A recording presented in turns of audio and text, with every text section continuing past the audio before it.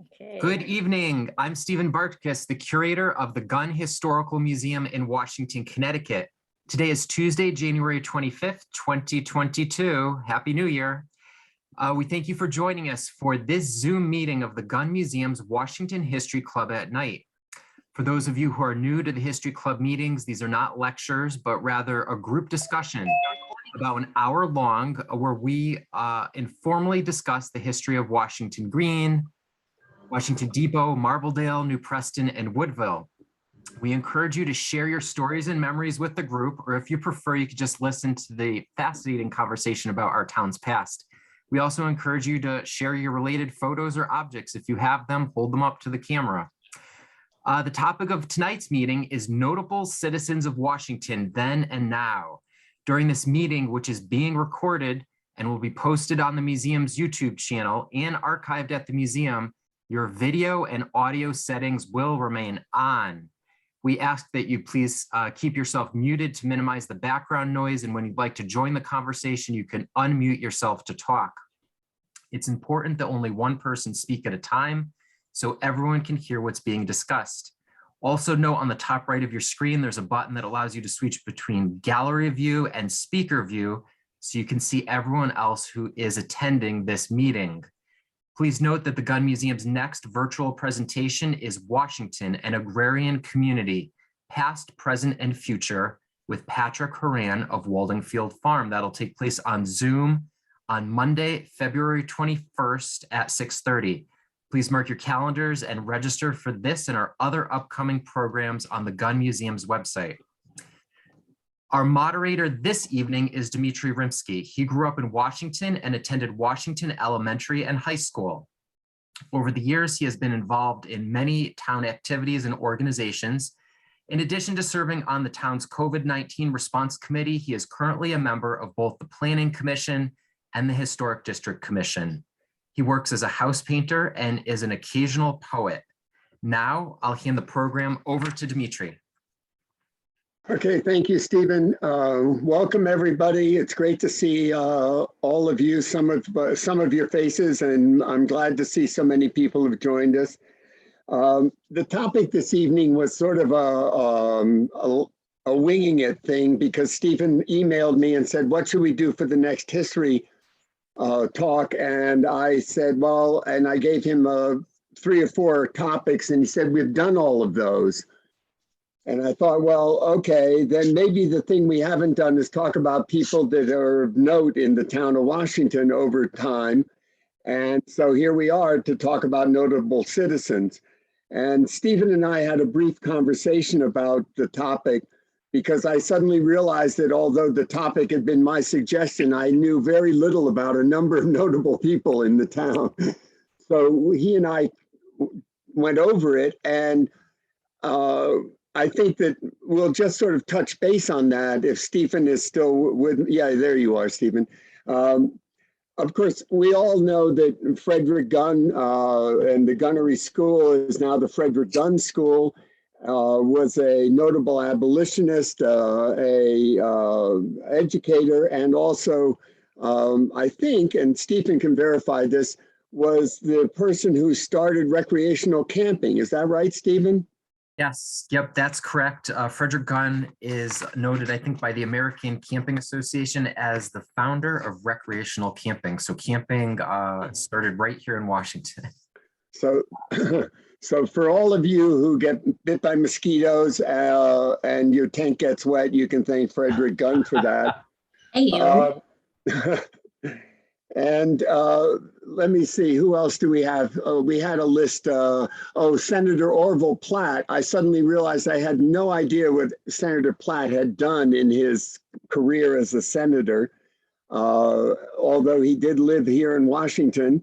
I don't know what he did. And Stephen, I think, took a note on that. Did you, Stephen? Yeah, and I actually, I don't know if you could see my screen, but I put a couple pictures together for just a couple people, historical noteworthy people from Washington's past. Can you see Senator Platt? Yep, there he is. Very distinguished. Yes, very distinguished. So he was born here in Washington in 1827. and he grew up on Wickham Road. His boyhood house actually still stands across the street from the ruins of Wickham Rise Girls' School. And his father was a noted abolitionist, and it's one of the documented sites on the Underground Railroad. So that's a really important historic house here in town.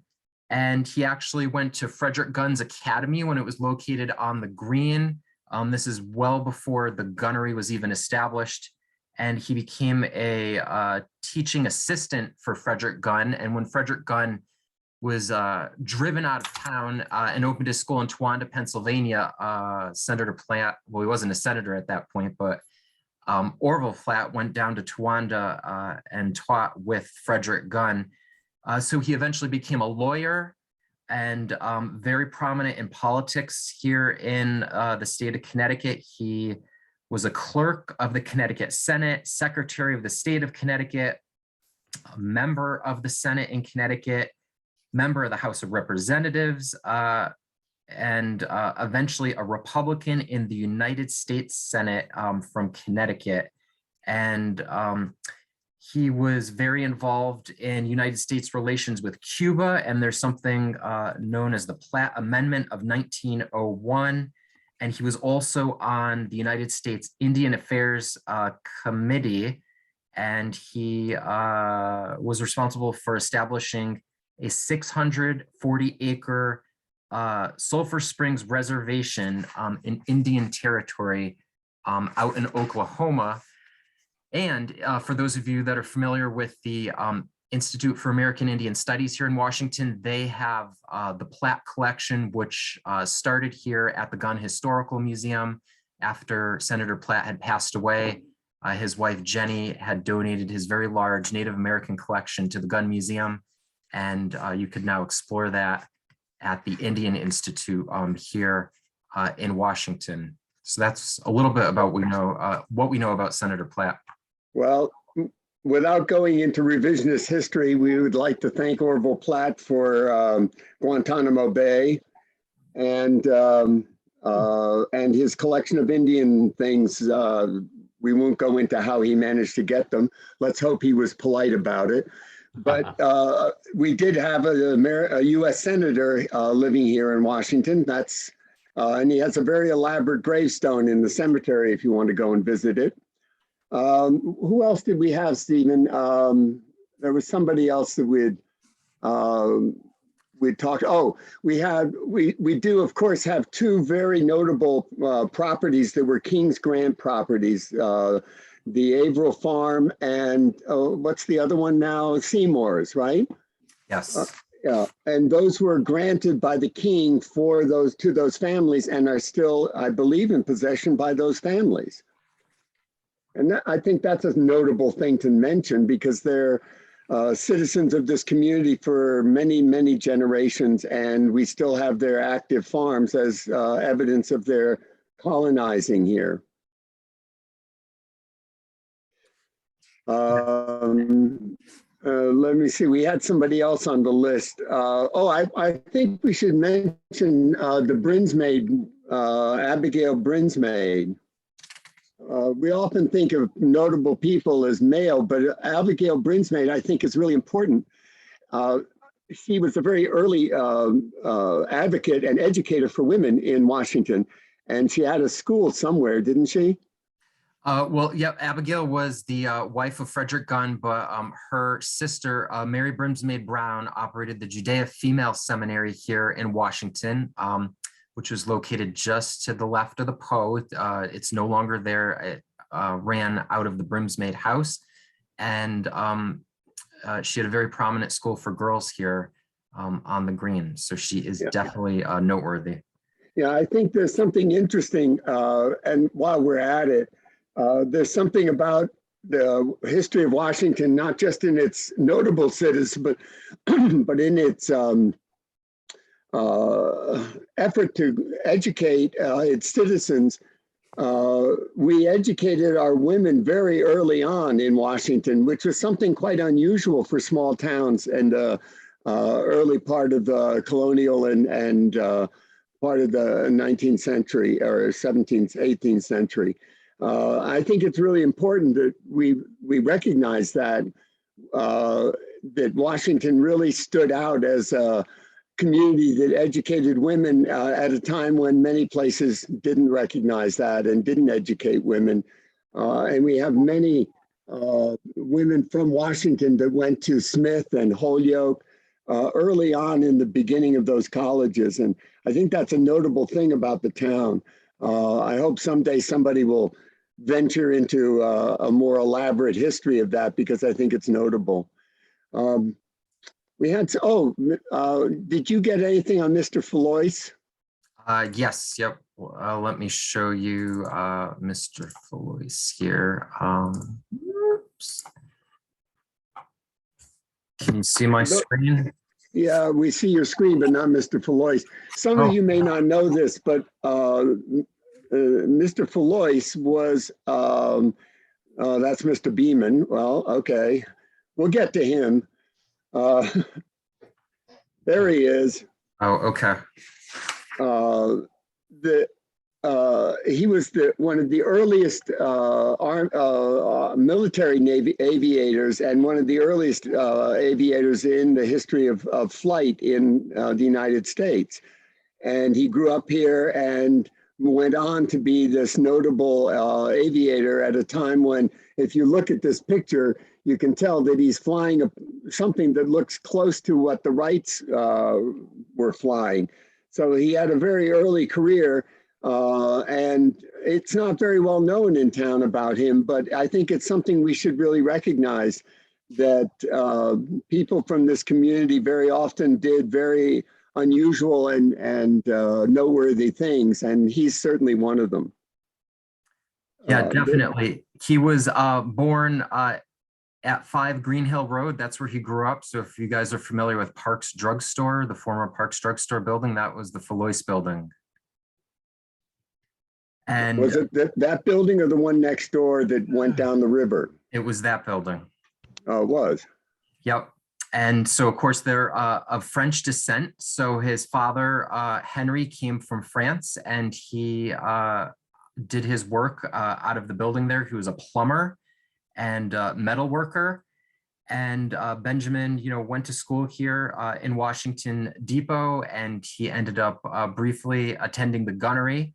And then he joined the military, and he's known as the first to fly as an observer in a cross-country flight in 1909, first to fly by an Army officer as a dirigible pilot in 1908, first military man to teach himself to fly in 1910, first man to fly more than 100 miles nonstop in 1911, first to test the use of radio in flight in 1914, and first officer to command a tactical air unit, the first Aero Squadron, first to use an airplane in a combat operation in 1916, and first chief of the Air Service in 1918, and first military advisor to become chief of the Air Corps in 1931.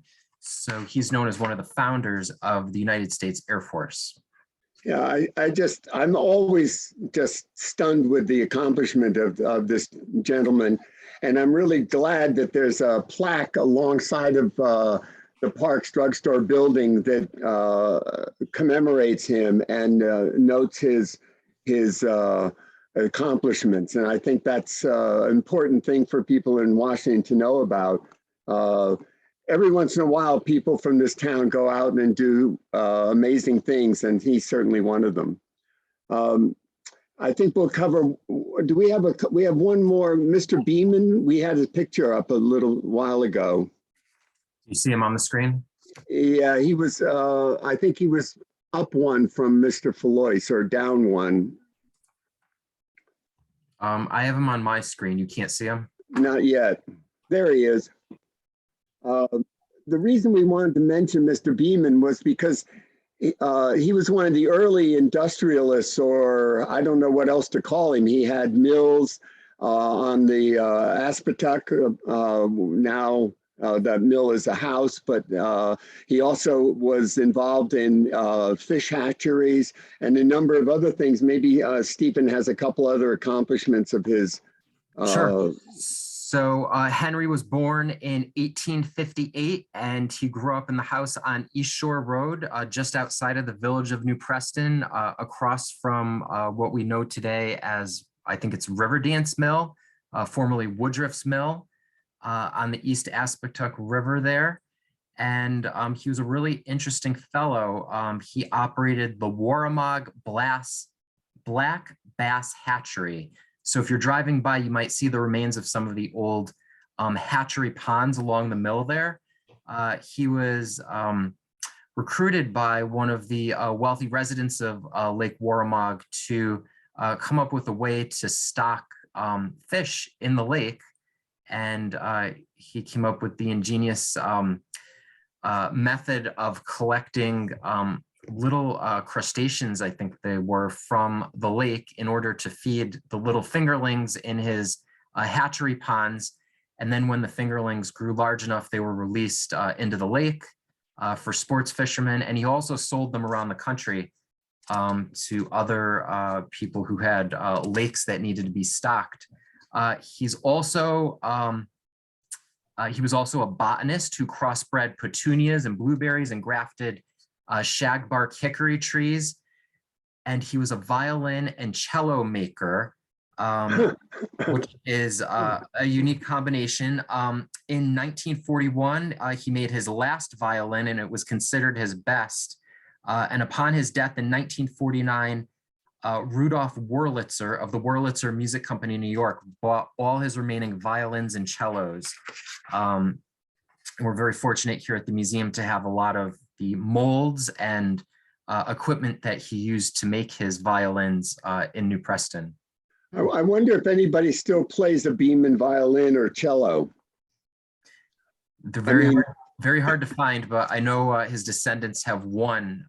We're looking for one if anyone has one out there for the museum's collection.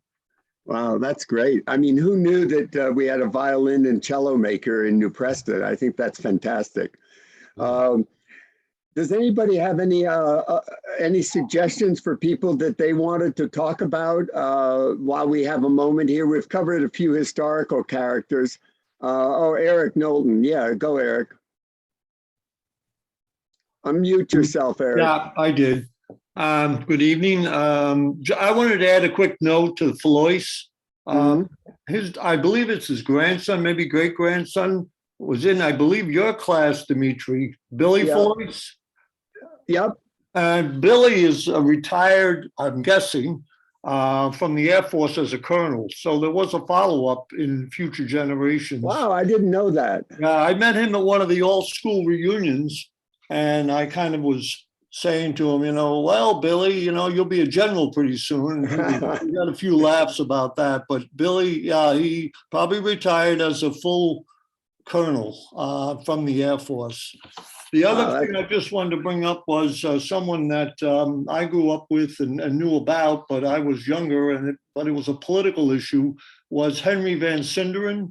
And Henry Van, bringing more into the 50s and 60s, Henry Van was a big pusher for development in Washington after the flood. But where it really got sticky, Henry wanted to then come over to New Preston and raise New Preston and put everything down on 202. And needless to say, the store owners and people in general had a rather negative impression about Henry just coming in and deciding to do what he wanted to do. But some people did go. For example, Dowler's Garage went down and reset. And of course, as most people know, New Preston of today is not New Preston of the 50s and 60s. But I had an interesting moment because I was going through some things for planning, and I saw some of the early plans after the flood that Van Sinderen and the Flood Reconstruction Committee had discussed. And I was absolutely flabbergasted at the audacity of that particular plan. I mean, it really was stunning. But New Preston weren't the only citizens that took exception to Harry Van's development. There was a great deal of controversy about the way that he engineered and oversaw the development of the depot after the flood. And to the extent that the Hickory Stick building had a big sign on it that said Fort Van Sinderen, because there were people who had just hated the fact that he rebuilt all those buildings and in brick and in this sort of suburban 50s style, and the character of the village that had existed prior to the flood was completely evaporated. It just disappeared. And of course, part of the reason was that we were no longer in a position to build along the river the way the original community had been built. But there was a great deal of controversy, although I think we also have to give him his due. I think without his influence, and certainly there's a good deal of finance that we may not know all about, I think the reconstruction of the town of Washington may have suffered a great deal without his guidance. And it was a very difficult time for the community, but it's a mixed blessing. I only have one other thing. I used to play tennis, and Harry Van would come to the tennis courts in white duck pants and a white shirt with a bow tie and play tennis. I would have to warm him up, and his rules were pretty simple. He could play in the singles court. I had to play in the doubles court, and I had to hit it back to him. And I'll tell you something, if he got his racket on it, you were hard pressed to get it. So he was quite active, although he was a bit rotund. He was pretty active. And the other thing I remember about Harry Van was that he used to have lunch down what was the Mayflower Tea House. And that was down in the valley by the pond. And when Harry Van laughed, you could hear it all the way up to the green. It was the most full-bodied laugh you had ever heard in your life, just a wonderful guffawing laugh. Of course, he's responsible for having the Mayflower. I think for years it was run on his tab more than it was a successful inn. And we're grateful that he was able to keep it going. And the Van Sinderens also were influential in the development of the telephone company. And I'm not sure if Stephen has information about this, but I believe Washington had one of the first telephone exchanges because of the Van Sinderen connection to SNET. Yeah, I don't have that in writing in front of me, but it sounds right. Okay. I'd have to fact check. Well, I don't know either. I just know that I think it was in the building next to the supply company, if I remember, or it was the supply company. Yeah, it started, I think, upstairs. The phone company started above the supply company. Of course, some of us remember when you could just dial your number or somebody's house number and get through to them without all the prefixes. And sometimes we had party lines, which meant we were chatting with our various neighbors trying to get through to wherever we were calling. But now those days are long gone. Eric reminded me of that I wanted to bring up Ted Alex. I think moving into contemporary times, I think we really should give Ted his note. And I don't know if anybody knows more about Ted Alex's background, other than the fact that he was an incredible athlete and a marvelous teacher and a wonderful example of energy and sportsmanship. And I think most of us who went through Washington High School and had Ted Alex as our phys ed teacher were blessed to have such a talented guy contribute to the town. And of course, also mentioned Joan Gauthier as the women's athletic teacher as well. And I think our fitness as we move on, Eric, I don't know about you, but we seem to be holding up pretty well. Maybe we owe that to Ted and Joan Gauthier for their encouragement. Ted Alex, he a great guy, nicknamed the Duck. Called the Duck because of the way he walked by the athletes. You know, once you're in high school, you always have some lovely comments. So, but Ted Alex was a great coach. He was my basketball coach all the way through, and Don Rowland was his assistant. Joan Garthay was one of my teachers, and just two marvelous people, great coaching, great citizens.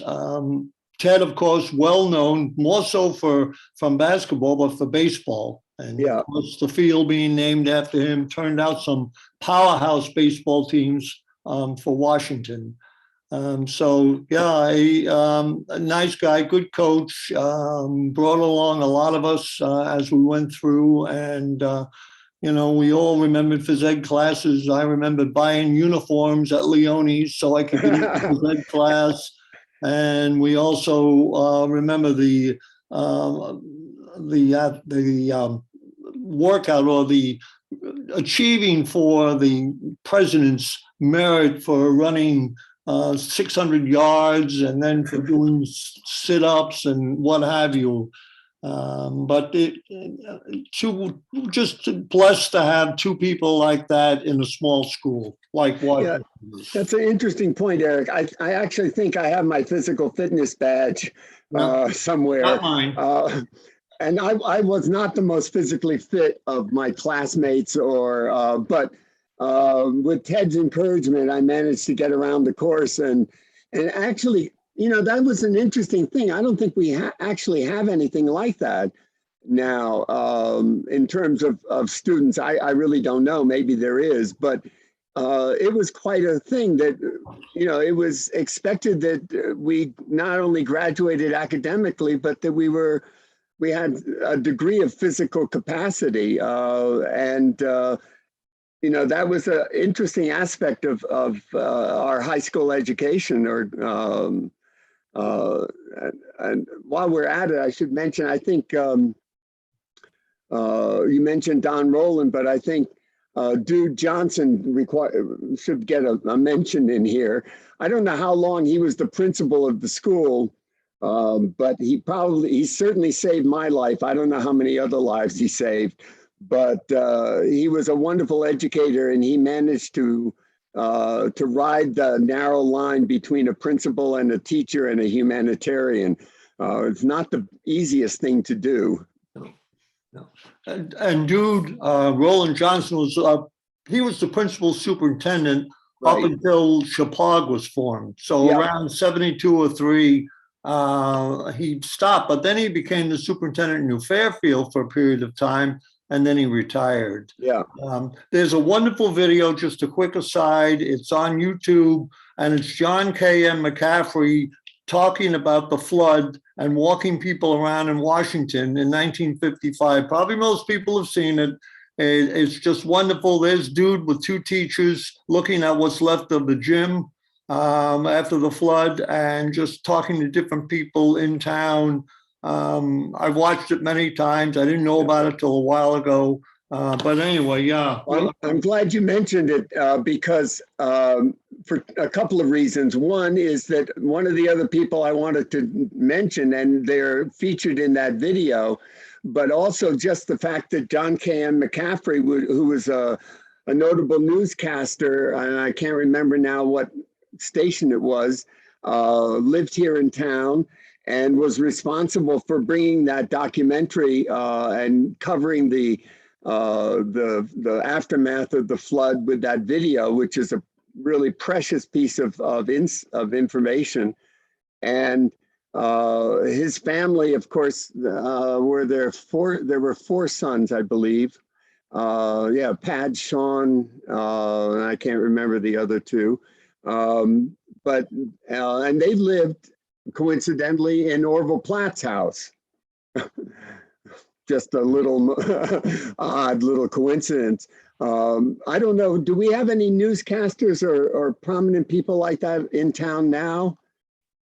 Other than that, I can't think of anybody that's in broadcast right now. Anybody? No? Okay, didn't think so.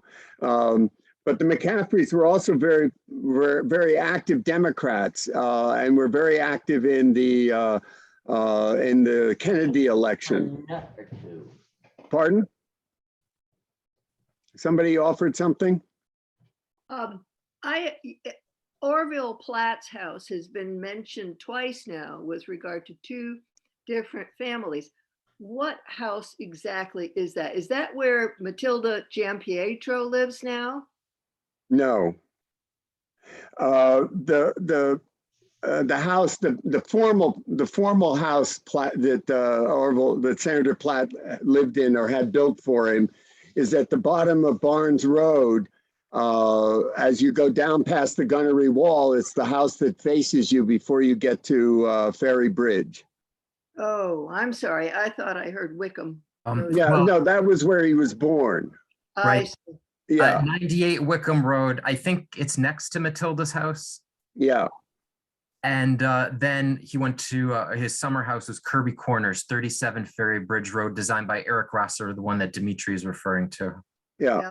Thank And you. that was owned by the McCaffreys lived there for many, many years. And then I'm not sure, but at one point, the Gant family lived there, and it was one of my early painting endeavors.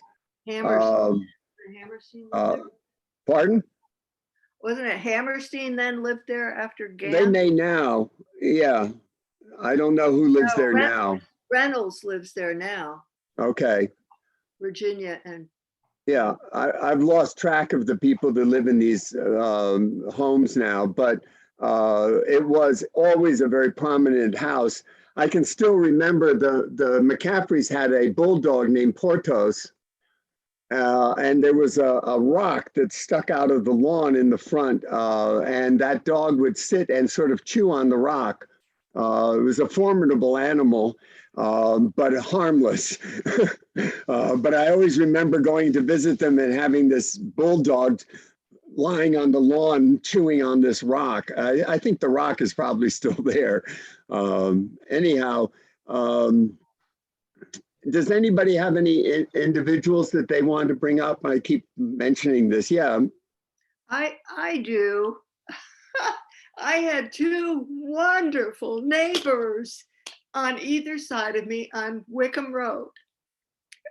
What was 152 Wickham Road, the Heckman and Ho House on the left. It was a house that eventually David and Paul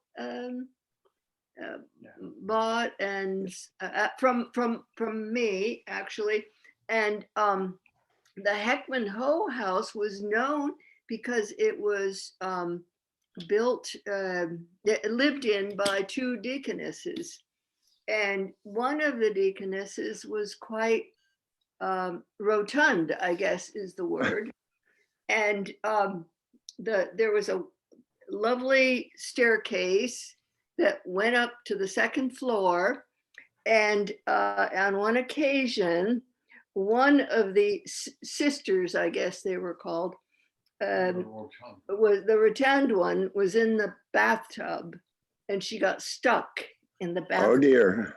And they called the fire department. As you would. You would. And the fire department came, and Ed Varley was a member of the fire department, and he said he grabbed a towel. He was always very proper, right? But that was the house I lived in beginning in 1975. And on either side, I had two most wonderful men. Bob DeCourcy, married to Helen for one, and Lester Whitney, married to Ellen. Yeah.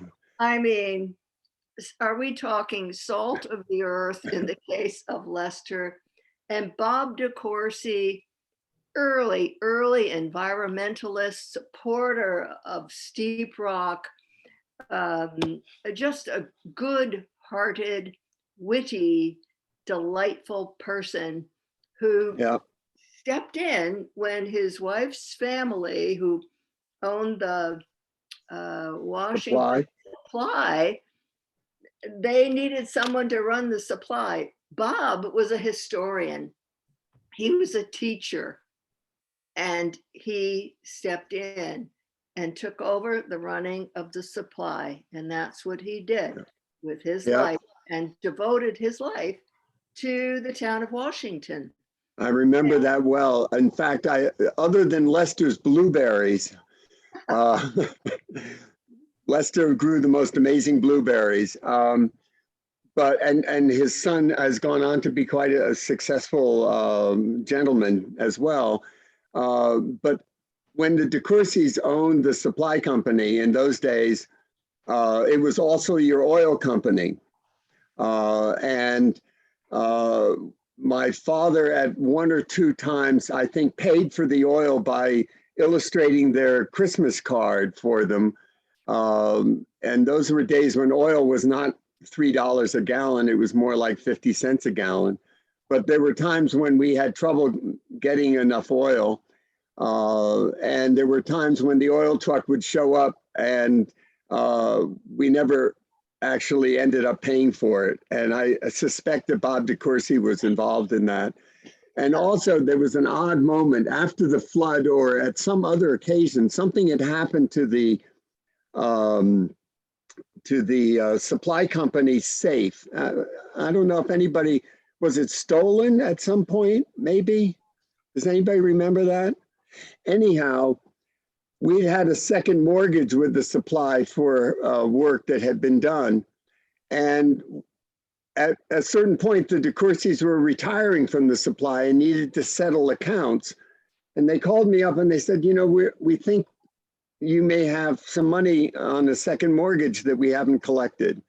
I said, well, I sort of thought that we had paid it, but I'm not sure, because my mother was not the best of financiers. So anything was possible.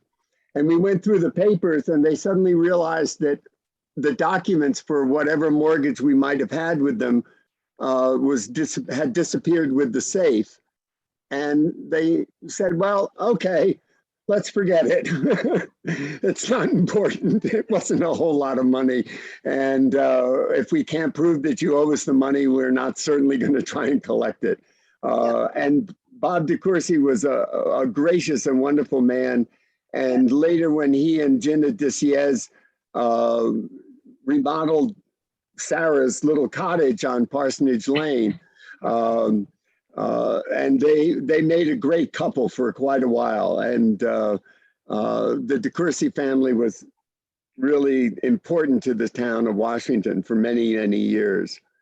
But you mentioned Ed Varley, and I think we should note that Ed Varley and Phil worked at Woodruffs Garage. And if there is an important thing to note, it certainly would be Woodruffs Garage. And what a fascinating place that was. I mean, I think they'd started, he may have even started with carriages at one point, as far as I know. I don't know if Stephen knows anything about that. Yeah, I think the last name is Main. Maybe Frank Main had a carriage shop on Titus Road, and Curtis Woodruff purchased that, and it became Woodruff's Garage. So it originated as a carriage repair shop. Right. Well, anyway, as a teenager, maybe Eric remembers a little bit, although he may have been on Dowler's front yard at one point. But it was known in those days, as teenagers, we all had these jalopies that we tried to keep running. And you were able to take your car down to Woodruff's, park it in the back, and try to fix it. And Phil or Ed or even Mr. Woodruff himself would come out and sort of look at what you were doing and say, well, you know, I think that's, you know, you should tighten this, or you need a different wrench, and you could go into the garage and get a wrench and bring it back. And it was not an uncommon thing to find 2 or 3 high school kids on a Saturday afternoon underneath their cars trying to keep him running for date night.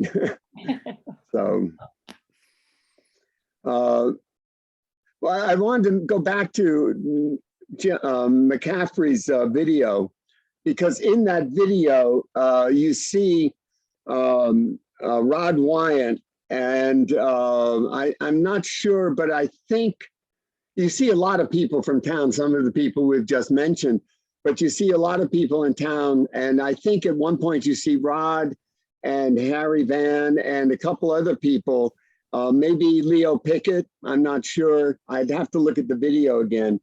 But you see some of our selectmen and some of the men that were really important in marshaling our efforts to rebuild the town, walking around with him and looking at plans and so forth. And we sort of forget, but our selectmen have been a really interesting series of gentlemen over the years. In fact, and one lady, Elaine Lucky, but certainly, I mean, I don't know, Rod was first selectman for, it seemed like forever. I mean, the Wyant family has been here since, I think, colonial times, but does anybody know how long Rod was first selectman? No, nobody? I think he was first selectman for decades, at least. Tara, do you remember how long Rod was first selectman? No, but my dad was 10 years after that, so. or That's right, just your father after was Ally. selectman. Yeah. So he was, your father was selectman after Rod? After He was Leo, after Ally was selectman for, I think, not 10 years, but he was after Rod and then Dad. Yeah. I don't Wow. remember how long. Yeah, Eric, do you know? And just, my mother was select person with John and with Ally. Oh, she was. Yeah, she was a select person, yeah. Was she one of the first women select people? I Select don't know person? that. She was I would- active in the league and all of that, you know, in Washington. For She a may long very time. well have been, Eric. She may have been Oh. one of the first women elected as select person. Yeah, I don't, she Yeah. might have been, I don't know. Don't remember that. I remember then later on, she tried to run against Walter Kahn. It didn't work out. So her claim to fame ended. Well, yeah, Madeline. I was a town social worker for Leo Pickett and John Marsh. And Oh, okay. I had a little toddler, Kate, and she was 2 years old. And I would have to go in. I mean, it was a very, I didn't have to work too many hours. And, but it was very interesting because we did what was then called general assistance. But I had to interview residents and see what was happening with them. And for that interview time, Tara, your father would bounce Kate and take care of her while I was interviewing the client and the resident of Washington. And that's how we did the job. We tried to help people who needed help, and we cut the red tape, and there it was. But your dad, he was a good sport, Tara. He was. Thank you. Well, I think what's interesting is that the selectmen, you know, we don't always give it the due that it should have. I mean, I think our current selectmen should get a badge of honor just for having gotten us through COVID for the last couple of years. And the poor guy, you know, he got elected, and the next thing he knows, he's managing a pandemic. But we've had these remarkable men who have dedicated themselves to the town. Certainly Rod, I mean, I don't know quite his construction company certainly was busy during his tenure. And so was Mr. Kaler. They both the local construction companies were very instrumental in in some of the cleanup and rebuilding work that went on after the flood. But we forget that these guys have sat in that office day in and day out and listened to all manner of bizarre things, and managed to keep the town moving one way or another. And we owe them a debt for that. I have one little story about Elaine Lucky, who was the first selectman for a term. And I had some business in the office, and I came in, and Elaine was on the phone, and I'll try to mimic the phone conversation. It went something like this. She goes, yeah, well, I understand. It could be very upsetting. Well, I can appreciate the problem. Well, no, I don't really think the town can do anything. It's not really in our jurisdiction to, well, I understand it concerns you because who knew? I appreciate the call, but it went on like that for a few minutes. And when she hung up the phone, I said, Elaine, what the hell was that all about? And she said, oh, somebody bought a house up by Potter's in the winter, and they didn't know that the Potters spread manure on their fields in the and they were upset about the smell. Lord. And they wanted somebody to do something about it. And Elaine was very polite about it, but she said, no, we can't do anything about it. And in fact, welcome to town. But yeah, I think we should give our selectmen their due. Certainly Orville Pickett and Rod Wyan, for many years it was a sleepy little town, but they kept the roads clear and they kept things going. So we should appreciate that. Pardon? Dimitri, when you just mentioned the Potter's Farm, that reminded me of the Potters and the Bronsons. Oh yeah, I was just going to follow it up with that. Oh. And the Johnsons and the Whiteheads, and among others. I mean, we had, and Cherniskys, by the way. I mean, we had at one point an incredible agricultural industry in this town. And certainly in my years here, those farms were very active. Potters, Johnsons, all of these were working farms, and their families were incredible contribution to the community. I mean, I don't know, I think the Bronsons had three kids. The Potters had, I think, 5. Johnsons had a couple.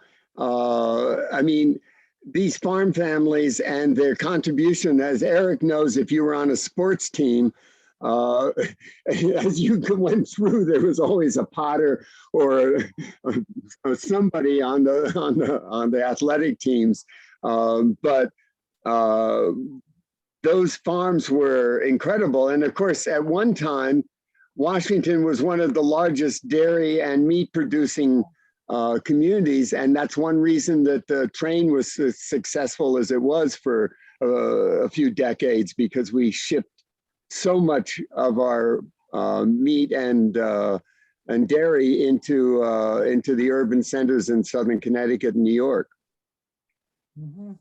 Yeah, and I think, and this is sort of a sad note, but I think that Art and Howie and Mr. Johnson, I think they all passed away in the same year. I'm not sure about that. I don't know if anybody has that memory.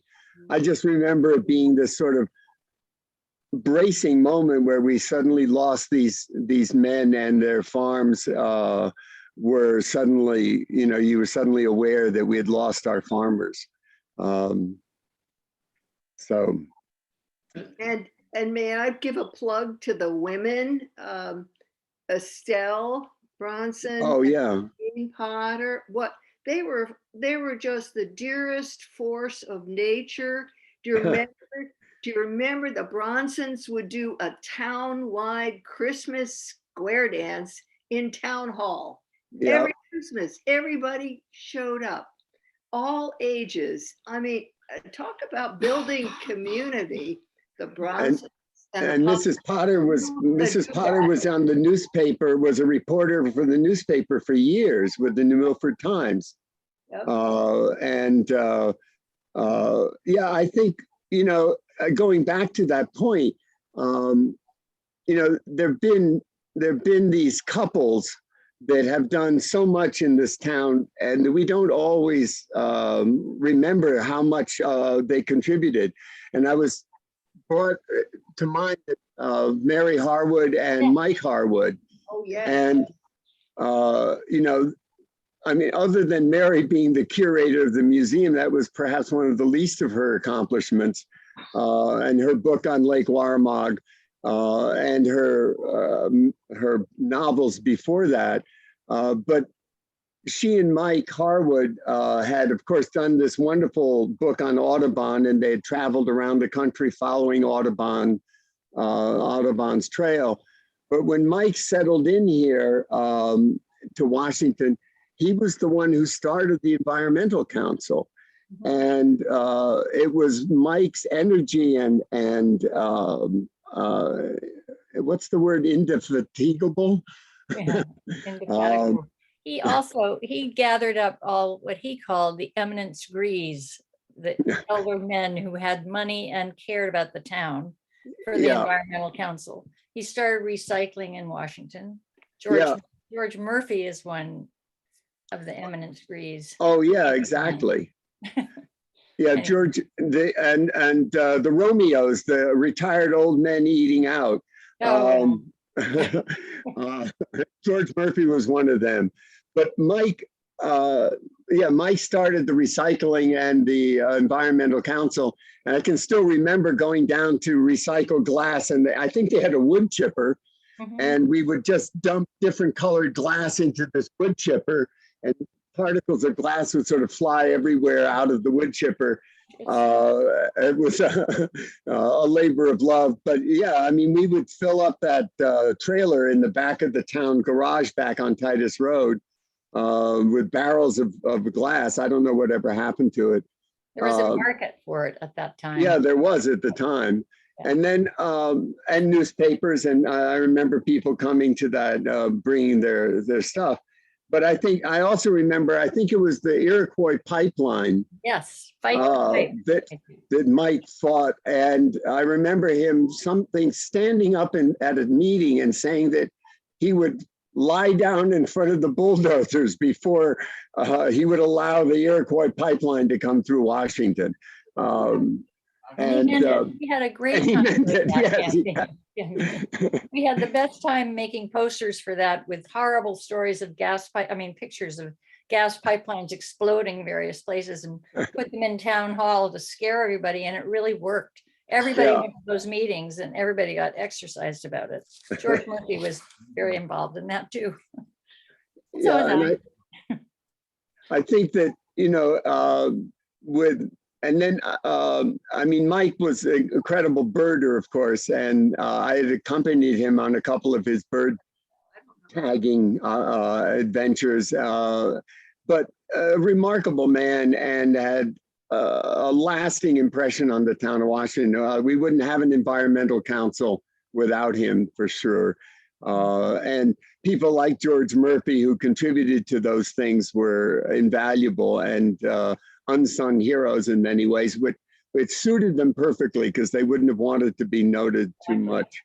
Exactly. And there is a kind of an elegance to that kind of citizen in Washington, and we still have them. I was, Stephen mentioned, I was on the COVID committee, and when we realized that there were going to be businesses that were going to suffer in the lockdown and so forth, there were anonymous people who donated to a fund in Washington to keep some of those businesses afloat. And it was a significantly generous fund, apart from what the state and federal government had done. The town had a fund of its own to help families and to help some of our businesses. And that kind of misanthropic That's not the word I'm looking for. What's the word I'm looking? Philanthropic. Okay, the misanthropes. We have a lot of misanthropes too, I might add, but we don't know how to talk about them. Next time. That kind of philanthropic activity is something that Washington has been benefited from greatly over the years. And we're very fortunate to have that kind of contribution. Mhm. Mhm. Okay, we're getting towards the end here. I wanted to bring up a historical figure from the past, if you Okay. don't mind. So I have him in my presentation or my slideshow. I just have to open it up. So he is both a farmer and a politician. I'm not sure if you could see my screen. Mhm. Oh, there he is. Yeah, so it's Heckman Otis Avril. I don't know if you've ever heard of him, No, but I mean, certainly the Avrils, but so we're fortunate to have that uniform that you see him wearing in this picture. We have that here at the museum thanks to the Avrils. They donated it to the museum along with their entire archive, which was very nice of them. So Heckman Otis Avril was born at the Avril Homestead, 250 Calhoun Street in New Preston, and he was educated in the local schools. He attended Gould Whittlesey's Academy in New Preston and then went on to Oberlin College, and he held nearly every elected office in town and in the state of Connecticut. He was the judge of probate. He was both a representative and a senator in the state of Connecticut. He was paymaster general for the state of Connecticut. He was commissioner of domestic animals for the state of Connecticut. He was the Litchfield County representative for the Connecticut Dairymen's Association. He was a founder and president of the Washington Supply Company in 1893. So the supply would not be here without Heckman Otis Avril. He was a director of the Washington Mutual Fire Insurance Company. He was a member of the Washington Grange. And most notably, he was Governor Lounsbury's commissioner of domestic animals for the state of Connecticut. Wow. Well, we certainly owe, I mean, if you haven't had an Avril cider donut recently, I'm sorry to say, I think they may be closed now, but it's wonderful that we have that family, all these generations, and to hear about this one gentleman is wonderful. I wanted to mention one thing before we go. We were talking about selectmen. I don't think the town of Washington could run, or had, or at least in my experience, without Doris Wells and Sheila Anson. I mean, our town clerks, these women, I mean, the selectmen cannot do their job without the women that work at town hall, and certainly Doris and Sheila were remarkable resources in the community, and I want to thank them before we say goodbye. Does anybody have someone they would like to at least acknowledge that we didn't talk about that we can put on the agenda for the next time? Just to join Sheila and Doris, how about Kathy Gallo? Oh yeah, Kathy as well. Yes, thank you. Barbara Okay. Johnson. And Barbara, that's right, Barbara Johnson. Barbara And Johnson. Madeline, you were going to say something? I was just wondering about Bill Bader. Oh, well, Oh, yes. I think we covered Bill in characters of the town in a previous meeting. Oh, okay. I must have missed that. But Bill's book, if you don't have The Light at the End of the Tunnel by Bill Bader, you should go out and see if you can find one. We've been trying to figure out how to get it reprinted, but it's been difficult. But yeah, thank you, Bill. Without you, I wouldn't even be here. Because you stuck me in this position. Somebody told me I've inherited Bill Bader's, volunteer historian of town. And I'm like, no, I haven't. I'm giving that accolade to Stephen, who's done more to learn about the town than I'll ever know. And with that, I'd like to thank everybody for joining us. It's been a wonderful time. Eric, it was Thank great to you. see you. Tara, great to see you. Madeline, Sarah, all of you other people I didn't get a chance to say hello to. I see so many of you. I'm really appreciated that you joined in for today, and it was wonderful. Thank you very much. Fun Thank talk. Thank you. Thank you, Dimitri.